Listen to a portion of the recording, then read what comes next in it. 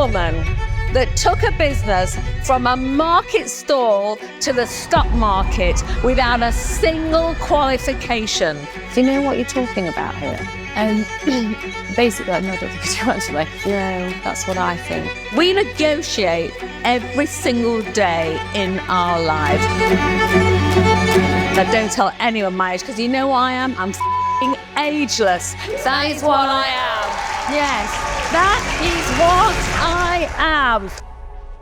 Wow, well, good evening. I've got to say, I am seriously impressed with this room, and it takes quite a lot to impress me. And I think if Lord Sugar was here tonight, he would be impressed with this entire room and with Samuel. So well done to all of you. I wish I was interviewing you. I wish I was interviewing you on The Apprentice. So I'm going to just tell you a little bit about my journey, because I am the woman that took a business from a market stall to the stock market without a single qualification. So, yeah, exactly. So, believe me, I've done it, I've been there, I've got the t-shirt, so I can tell you it's been a long journey. So I'm going to tell you a little bit about my journey. I'm going to tell you a little bit about property, because believe me, I've done jumpers, I've done fashions, I've done electronics, I've done property, I've done interior design, I've done the lot. So it's a long journey. So I'm going to tell you a little bit first about how my journey started. So I'm not going to tell you my age, because I don't tell anyone my age, because you know what I am? I'm fucking ageless. That is what I am. Yes, that is what I am, right?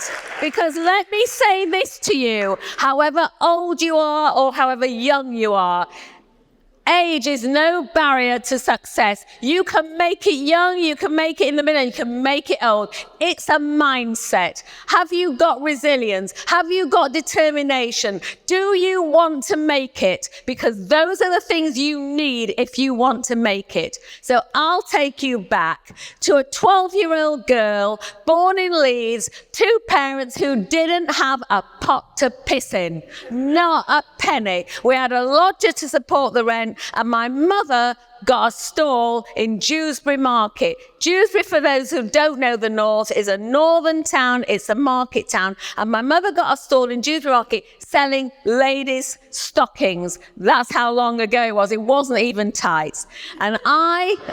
And that's when, and people say to me, when did you know, Linda? When did you realize? Because I'm a trader. I'm a trader. And I'm a trader, and a trader's a trader. If you trade in multi-million pound houses, if you trade in Airbnbs, if you trade in sweaters, if you trade in electronics, the rules are the same. I worked on that stall, and that's there and then when I knew, when we sold something and I got that feeling, wow, I'm selling it and I'm making a profit. That's when I got the feeling, this is what I want to do. So at 50, I worked in the market with my mother, and at 15, we got an opportunity to get a stall in Sheffield. Now, Sheffield in those days, there was no Brent Cross, White Rose, whatever they call them. It was just one town. It was a market town. It was a rich town. It was a steel town. And it had an indoor market that was open 5 days a week. It was a rich town. And we got the opportunity to get a stall. Now, we didn't have a lot of money. We had to borrow money off my grandfather to get the stock. But we opened our stall in Sheffield Market. I was 15. I said to my mother, I don't want to go to school anymore. I want to come to Sheffield Market. I want to sell. My mother never knew about education. I might not say that to my kids. I didn't. But my mother said, yeah, leave school. Come and work in the markets. And that's what I did. I went to work in Sheffield Market. Right, we started off selling jewellery and handbags. We were living really hand to mouth, but we started to be busy. We got one stall, we got 3 stalls, we got 5 stalls. We moved from Sheffield, we went to Rotherham, we went to Doncaster, we went to Bradford. We had 14 stalls. Now I'm 17. Wow, and I'm making some money. What do? I get married. Of course, I thought, well, I better quickly get married because I'm not going to have a lot of chance to meet any guys because I'm so busy working. Got married. I was a mother of 2 at 21, right? Got married, work in the markets, Then, because I had 14 stores, suddenly I took a wholesale. I needed a distribution centre in Leeds. I took it in the fashion area. We're distributing now. I've got 13 shops. I'm distributing. Someone walks in, people walk in. Hey, do you sell these goods wholesale? Yeah, okay. Always say yes till you have to say no. Never say no. No closes the door. Yes leaves the door open. My mantra, if you don't buy a ticket, you ain't never gonna win that lottery. So that's the first lesson. Always have a go. Always say yes till you have to say no. Anyway, decided I had 13 shops. I could open the wholesale, right? Opened a wholesale. Now I've got 13 shops. Now I've got a thriving wholesale business. Someone said to me, Linda, why don't you go to Hong Kong? I have got a gift. Design, I love design. I love fashion. I love style. I've taken it through my journey from fashions to property to homes. Went to Hong Kong, met a guy. He said to me, hey, I've got quota. I can help you. I put a range together because now I had 13 shops and a wholesale. I could buy 2,500, 3,000 of a style. I thought, right, this is good. Then I thought suddenly, I think I should give this range a brand.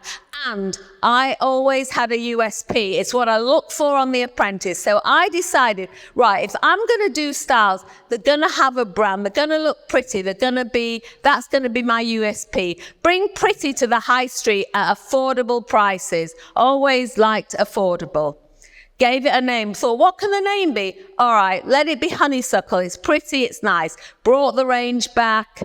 It was, wow. I didn't even think it was going to be a multinational brand because it turned out to be the biggest knitwear brand in the UK. Sold the sweaters. Everybody wanted the sweaters. Went the next season, went to Korea. Trust me, there's ladies in the room here. Trust me, girls, ladies, nothing could have prepared me for Seoul, Korea. They'd never seen a woman. The only woman they'd seen were cleaning and having babies and doing housework. No woman had ever negotiated business. I went to Korea. I negotiated. I saw a range of sweaters. This is one of, people ask me highlight stories. This is one of my highlight stories, so I've got to tell it to you. I go in this factory and I see this range of sweaters, and this was like heaven to me. It had velvet, it had ribbons, it had flowers, and I said to the factory, oh my God, I've got to have these sweaters. He goes, you can't have these sweaters. What do you mean I can't have these sweaters? He says, you can't have these sweaters. This is for a designer in America. I said, I don't want them for America. I said, I want them for England. He said, no. Anyway, I drove him mad because persistence is very, very important in business. Drove him mad. He said, the woman's in America, her husband's here. I said, let me meet her husband. And luckily at that time, there was only one hotel in Korea, so he was staying there. So after I'd driven him completely mad, he said, okay, he'll give you 30 minutes tomorrow morning. So I thought, right, I've got 30 minutes to get this guy to give me this range of sweaters. What am I going to say to him? Right, so here's the first thought. Don't give anybody bullshit, because bullshit doesn't cut it with anyone who's successful. So I thought, right, I'm just going to be honest. I met him. I said, look, I can't deliver dinner at breakfast. I'm not the biggest importer, but you know what I've got? I've got potential. That's what all you've got in this room. I can see oozes of potential. I said, you know what? I've got potential. I said, let me have these sweaters. So he gave me some commission ratchet. I said, okay, whatever he asked me commission, I said, I'll pay it to you. But if I sell X, I want it ratcheted down. If I sell Y, I want it ratcheted down. I think he walked out the door 30 minutes later with a headache, and I'd got him down to 4% with some ridiculous amount. And as he's walking out the door, I go, can I have Europe as well? I didn't have a single customer in Europe, but you know what? You don't ask, you don't get. He said, yeah.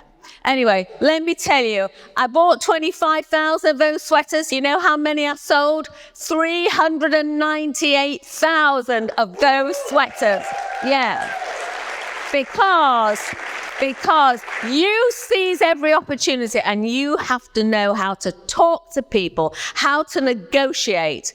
And I'm going to get on to property soon, but let me tell you, the ethics of business, it follows through. And I'm not going to bore you with a long story of how I sold my business, I took it back, I floated it, and let me tell you, when I floated my business, there was no women floating business. The posh people of London who actually were doing the floating, they said to me, Linda, what do you owe your success to? I said, simple.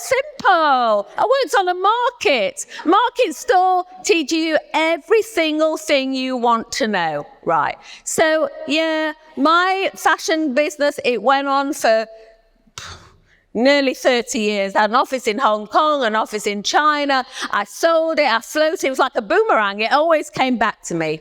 And then in the end, I had to change my life a little bit because nothing stays the same in life. Nothing in business stays the same. And you've got to adapt, you've got to flip. But, personal life came in, and I have a lot of questions about personal life and children. I'll answer some of the questions if you want to, because, I was a woman working. No women were working. Every woman I knew was picking the kids up from school. Where was I? I was on a plane to Hong Kong. But I can tell you something. I've got 3 grown-up sons, and they totally respect me because love for your kids, it's quality. It's not necessarily quantity. So I'll tell you that. Yes. So because you're all budding property entrepreneurs in this room, I have to tell you a little bit about my venture, my world into property. And I made a few notes. Actually, I don't usually make notes, and I'll probably throw them away in the end. But anyway, I've made a few notes. So, property actually is like any other business. I am a trader. And I've traded in sweaters. I've traded in electronics because I skipped over the bit where I founded an electronics business. I took a business from nothing that was making absolutely zero year 1 and sold out in year 3 for multi-millions. And it was all done by a simple trading philosophy. So if it's property, if it's sweaters, and my property expertise is in high-end residential, but the rules are the same. So let me just say, relationships. And I'm talking about property now, but I'll talk about, it applies to everything. Relationships are absolutely everything. Your deal's got to make sense, but if you're advising a client, if you want to clinch a deal, you've got to build your relationship. It's crucial. And if you build your relationship, you'll build your reputation. And that's also crucial. And it's the future, and it shows who you are. Be knowledgeable about what you're talking about when you're meeting people. Yeah. Be honest, right? Because that's very, very important. And be realistic, because loads of my business plans are so fucking unrealistic, right? It's not the way to go. And have confidence. You've got to be confident in what you're doing, and you will have a reputation. And because whatever business you're in, you need these principles. So relationships are key. What's another thing that's key? Communication. You have got to be able to communicate, because that is key on all levels. So there's a skill to your success. Articulate clearly what you want. Say what you mean. Say what you want. And ask and listen. 2 very important things. Do not be afraid to ask questions and listen to the answers. Whatever business you're going in, or if you're meeting someone, just show that you absolutely understand the needs, right? Show that you've grasped the boss. If it's your boss, show that you've grasped what the boss, if you're dealing with a client, show that you understand it, and make sure that you build a rapport with people, because that's important. That's what happens. You have to communicate. Networking. Well, networking in life is everything. I always say it's not necessarily what you know, but it's who you know. But when you network, you have to bring in the relationships and the communication. You have to build a rapport with people, get their respect. Doesn't matter. And you know what? If you don't know, ask the bloody question. That's what you need to do. So obviously, if you're in the property business, if you're in any business, you've got to be aware of the market trends, right? Make sure you understand what you're talking about. Don't go into a deal when you don't know what you're talking about. You've got to do your research. You have got to anticipate the questions before they're asked. You've got to have those answers to the questions. So you really do the research. If you're in property and you're selling something, get the comparisons. Make sure you know. If you're dealing with a developer, you know what he's going to know, but make sure you show him what you know. If you're dealing with a client that you're selling a property to, if they're an end user, guide them. Build their trust. Make them really like you. And now I get on to, one of the most important things, negotiation.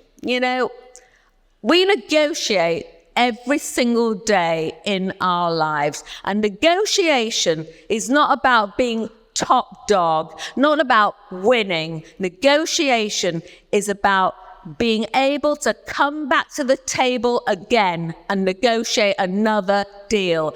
Be nice. Maybe you won't get every last cent that you want. Maybe you won't get 100%, but that doesn't matter. Get the majority of what you want. Go away and be able to come back to that table again and negotiate the next deal and the next deal. That is important. Very, very important.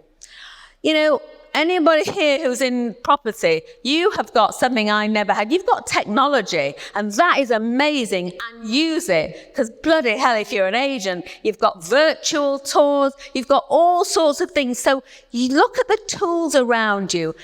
I looked at the tools around me that were not as sophisticated as the tools around you today, but use those tools and make sure today you're lucky you have got everything. And make sure you are ahead or follow the market trends. If you're in the property business, my God, it's a dynamic business. There's emerging markets, there's new trends, Whatever you've got to do, you've got to follow that. You've got to know, is this a new market? Is this a past market? You've got to try and stay ahead of the game, in the game. You've got to be relevant. Financials, look, it's always good to understand the financials. You don't have to be an accountant, but you just have to know what's happening, what's going on. Understand the concepts of your industry. And I'm saying it in property because most of you are in property tonight, but all that's important in everything, a full understanding of your industry. You don't need to be an accountant to understand the basic financials. Understand if you're selling property, understand the mortgage rates, get some mortgage brokers, get some information, do research, have the answers before the questions. Think if you were a buyer, what's your questions? Get those answers ready.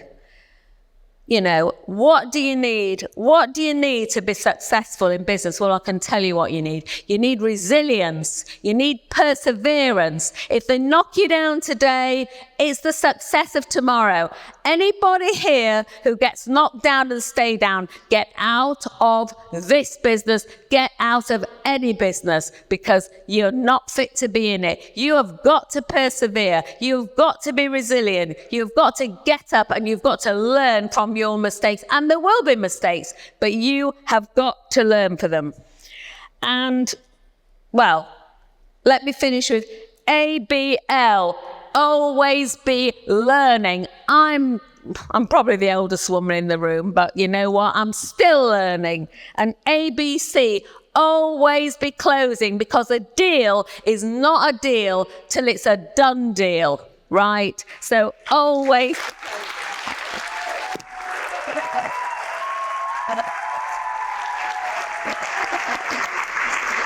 So, I got a first question. I don't know who this is from. They haven't got the names, but these are questions that have been all given from people in the room. So the first question is, how do you keep a sharp mind at all times? You're a very sharp person. How do you keep that? How do you stay focused? Well, I stay relevant. You know, look, for me, work is a joy. And I think actually the truth is you've got to feel a joy in business in your work. I stay relevant. I love it. Business to me, it's not a job, it's a hobby. I love it. And I stay relevant with everything that's going on. I just follow my principles. So stay relevant and you'll stay sharp. Very good. Very good. So, apart from property, because we know that you've invested a lot in property, we know you've made millions of pounds in property, what are your more recent investments outside of property, and have you got anything exciting in the pipeline? Well, actually, so, you know, my love, even with property, I started an interior design business because fashion and style is my real love. And actually, I've got 1 or 2 new things which are brand new. And actually, I started recently a fashion business, which I went back into the fashion business with a lady called Vanessa Feltz. And I started a clothing line for Vanessa called For Love. And I designed clothing with some colleagues. One of my co-partners, my best friend's sister, is sitting right here, and we design a clothing line for Vanessa, and we sell it online, and it's exciting, and it's fun, and it's just something we do. So, yeah, fashion's my... Fashion, property, and 2 or 3 new things that are coming out. So you see, you're never too old to start a new business. So I go back to what I say, you know, age has no barrier to success. Age has no barrier to having a go. Seize the opportunity. Everybody gets one.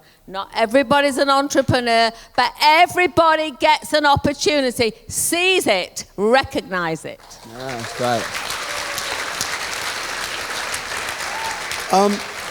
Talking of age, it's super inspiring. I mean, when I started out in business, I was 17, so it's kind of like the other end of the spectrum, and you're thinking, you know, oh man, do people take me seriously? What advice would you give to someone that's starting a business from scratch, who's maybe young, who hasn't got experience behind them, who hasn't got a reputation behind them? What would be the first key things you'd look to do to start a business? That's how I started. So you've got to have resilience, you've got to have perseverance, but you've got to have drive, you've got to have motivation, you've got to want it. And let me tell you this, you can't fall at the first hurdle, because there will be hurdles, there will be problems. Problems need solutions. If you've got the mindset, you're a long way down the road to make it. And don't be afraid to ask for help. Right. And don't be afraid to fail. Look, you know, I'm not that dissimilar to you. You know, my journey started at 15 with nothing, with no qualifications, with nothing. Just seize every opportunity. But you've got to have the mindset. But you see, I think this room is filled with people with the mindset. So you can do it. And if you fail, it'll set you up for today's failure will teach you about tomorrow's success. So believe me, I failed, but it set me up. So don't be afraid to fail. Yeah. That's great. Right. Linda, talk a little bit about The Apprentice, because that's probably what you're most famous for, because people see you on the TV. I mean, are you guys Apprentice fans? Yeah. I'm a mad fan of The Apprentice. How did they reach out to you, and how has that affected your business, your life? So I met Alan Sugar in the 70s, 80s. I had a company called Honeysuckle, my knitwear business. Alan had Amstrad. And I met Alan in those years. We would be together in Korea, in Taiwan, in Hong Kong. That's how I knew him. And our journeys were quite similar. And then Alan has a home in Florida, and I have a home in Florida. And I've known Alan all the years. And then one day, almost 10 years ago, I got a call, and Alan goes, I need a new interviewer for The Apprentice. I need someone who's going to dig deep, ask questions, and give me good TV. Can you do it? Well, did I know I could do it? I'd never been on TV in my life. I'd never looked at a business plan. But you know what I said? I'll have a go. Set me up with an audition. I went to the BBC. I had an audition. I had a business plan, a mock candidate. sort of went through it. 3 weeks later, he phoned me up. He says, all right, you've got it, but you better give me good TV, Linda. I thought, bloody hell, no pressure there then, is there? Right, never done television in my life. I've done fashions, I've done electronics, I've done this. Can I do television? No, but you know what? I'm going to have a good go. And you know how I knew I succeeded? I did my first show, annihilated them in a nice way because I'm sweet and nice, really, right? But you know, if you give me a business plan that's wreckable, I will wreck it, right? That's it.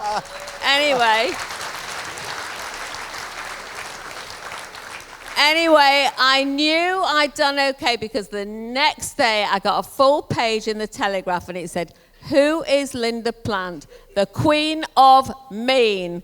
And that stuck with me. But you tonight can testify, I'm not the Queen of Mean, am I? I think I'm the Queen of Nice. Okay, so that's how I met Alan. And yes, The Apprentice was life-changing. And I'll tell you why it was life-changing. If not for The Apprentice, I would not be sitting here tonight sharing my journey and my story and giving back to whoever I can with you if it wasn't for The Apprentice. So it changed my life in a good way. It gave me a voice. And because I'm bloody old, I've got a lot of experience. So I can stand up here tonight, I can advise all you guys because I've been there and I've done it. And let me tell you something else, I'm still doing it.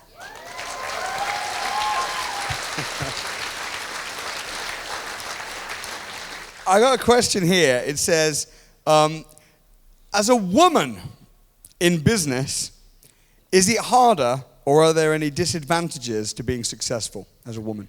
Well, all you women in this room, and I can see quite a few. So let me tell you, in my day, it was a little bit harder because the women were not at the forefront of business. It was like, oh my God, a woman, right? But you know what? In my day, I could use those feminine talents to, you know, kind of, you know, get round these hard-nosed Koreans who actually the biggest compliment I ever got from the Koreans was, oh, Linda, you are like man.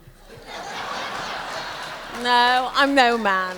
But, you know, today, look, as a woman in my day, it was harder. Look, you know, there's men in the room, so how can I really say what I want to say to all the girls in the room? You know, we women, we can do it all. We can multitask. We can do a business. We can do a family. We can do a wife. We can do a girlfriend. We can do it all, right? Come on, women.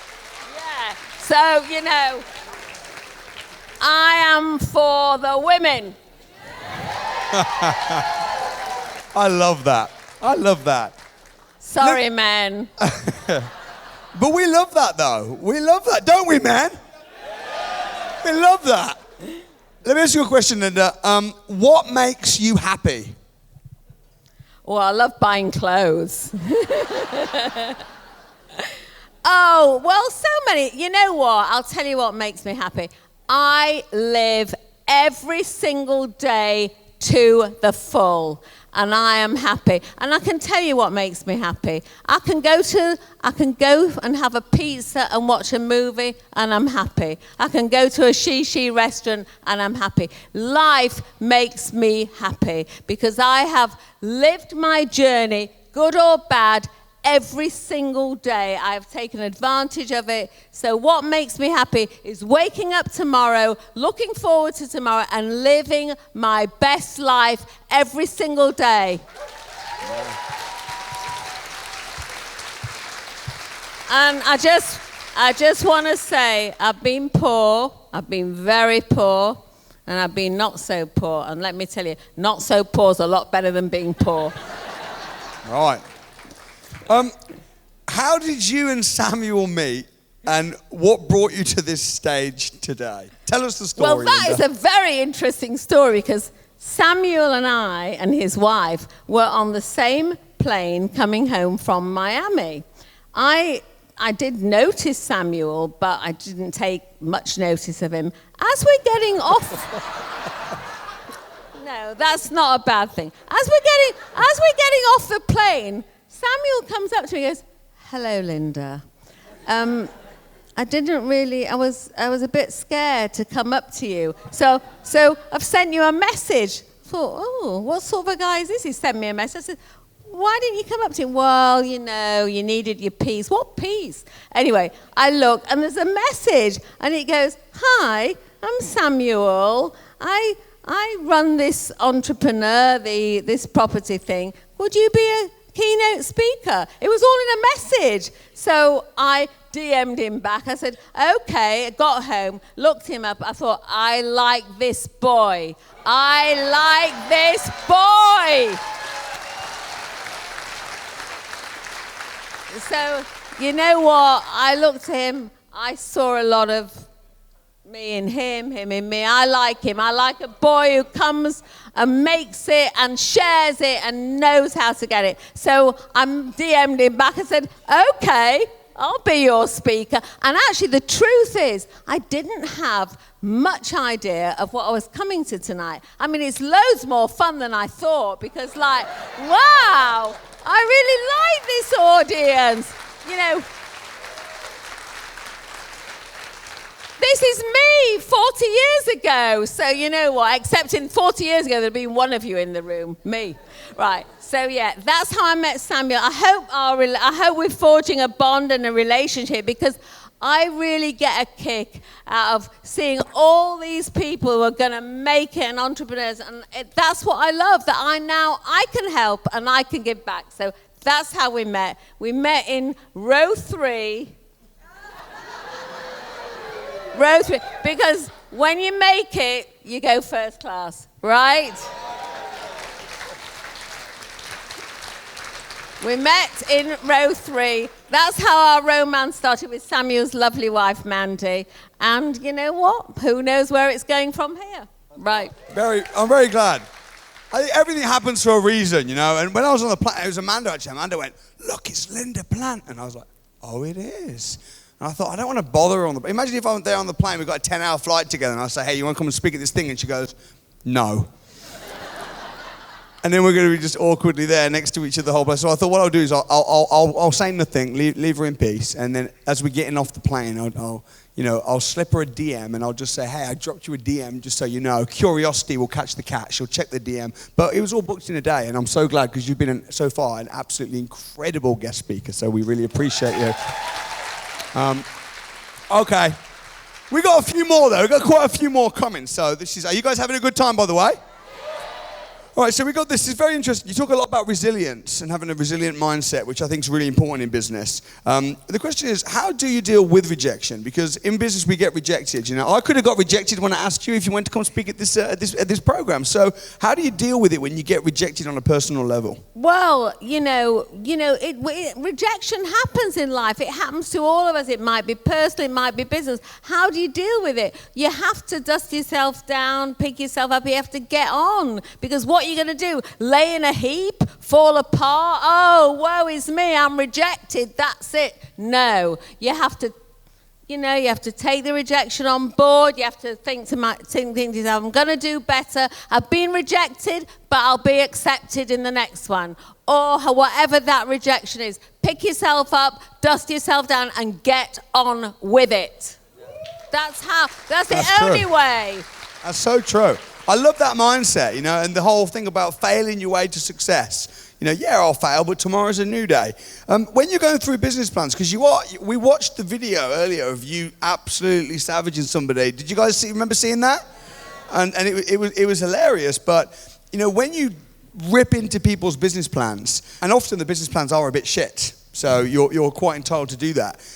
What are the common things? I mean, I see you a lot of the time. People got pie in the sky figures, and not where they haven't actually got any evidence to back it up. But what are some of the common things that you see, the common flaws in people's business plans that you see? Well, I think firstly, with any business plan, the first thing you have to look for is the potential of the idea. That's the first really core value of the business plan. Has the idea got got potential.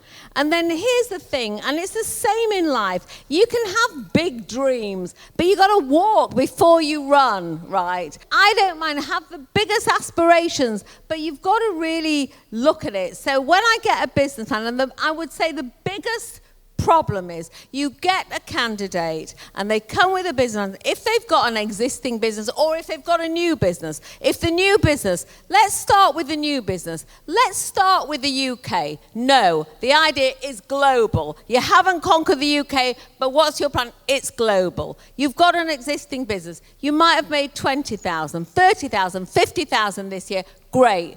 You're not going to make 1.5 million next year. It's not realistic. No, you're not. So I think that the biggest flaw is they don't have realistic goals. And I don't mind how big you dream, but walk before you run, because that's what's got to happen. And that's the biggest problem. They just don't really, they think of numbers and nothing stacks up.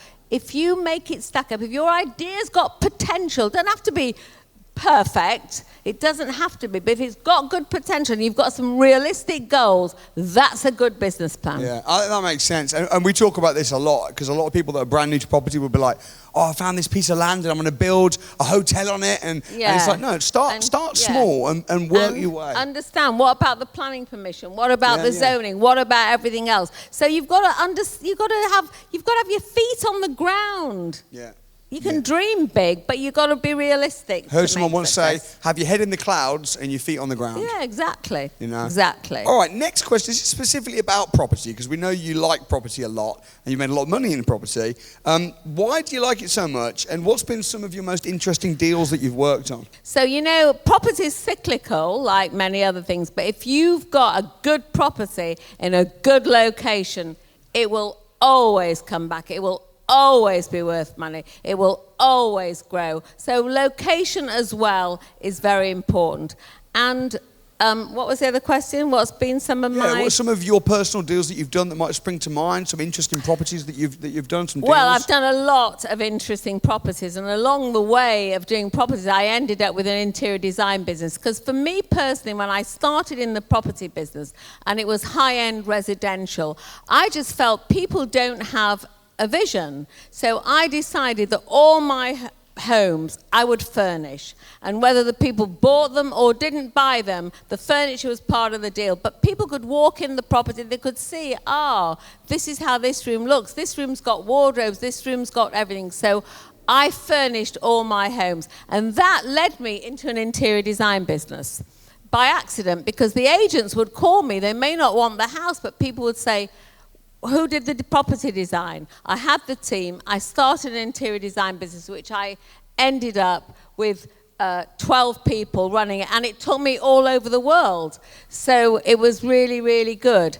I don't share this story very often, but I will share it with you. One of the most fascinating deals of my life was actually my own personal property. I had a property that was my marital home, and we decided to sell this property. And on the day of completion with the people who were buying it, they rescinded the completion. They said there was going to be a school at the road, and they hadn't heard there was going to be a school. They rescinded the completion, and we went to court. But I was left with a property, quite a substantial property, for 2 years. I rented it out, and when the court case ended, I was left with a property. It was a very substantial house in a prime area in London. And I thought, right, now we've got this property, I have to sell this property. I had 14 weeks. The property, when we left it, we'd sold everything in it. And so it was just an empty, painted white. Had 14 weeks to dress this property. Took my team, redressed this whole property. It was a big, big property. Redressed it all, new kitchens, had the floors, new furniture, because I furnished everything. And I'm just about to finish it, and one of the agents says to me, Linda, got someone who wants to see the property. I said, it's not finished. Said, yeah, but this person really wants to see it. They really want to see this property today. So I said, okay, but I haven't quite finished it. Never mind. Okay. The person didn't know who the person was. They came to see the property. They made me an offer that night. Wasn't quite the offer that I wanted. So I said, no, that's not the offer they wanted. Okay. 2 days later, came back, made me another offer. No. Then I said, well, who is this person? Because they said, right, she wants to bring her father to see the property. Okay, who is this person? That father turned out to be Rupert Murdoch. Came into the property, did a deal on Saturday night. 7 days later, Elizabeth Murdoch, his daughter, moved into the property, lock, stock and barrel, and that was probably one of the most lucrative deals I ever did. So, wow. And Wow. I don't share that with everybody. So, it's quite important for all you entrepreneurs, if there's any developers in this room, it's quite good to make a property look attractive, give it a little bit more zhuzh, make it feel it's something you want to really, your client wants to walk into. Yeah, that's nice. It must have been a nice house as well. Yeah, it was. What's been some of the scariest moments for you in business? Some of the moments where you've been afraid, maybe? 2008, wheel fell off, owed HSBC £100 million. That was scary.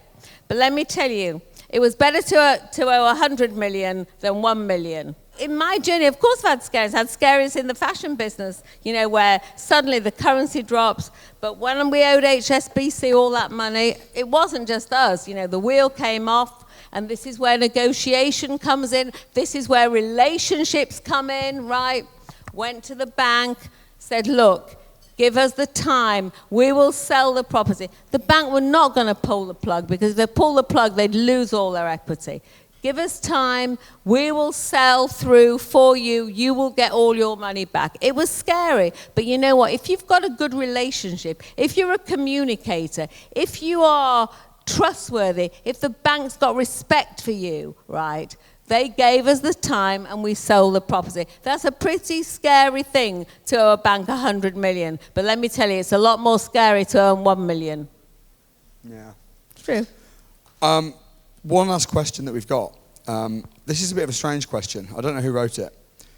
It says, compared to Linda, how good would Lord Sugar be as a mentor? Well, he's the boss. Alan is the king. Alan is the boss. I'm sure Alan, what you see is what you get. He's a bit like me in a way. No bullshit. Exactly how he is on The Apprentice is exactly how he is in real life.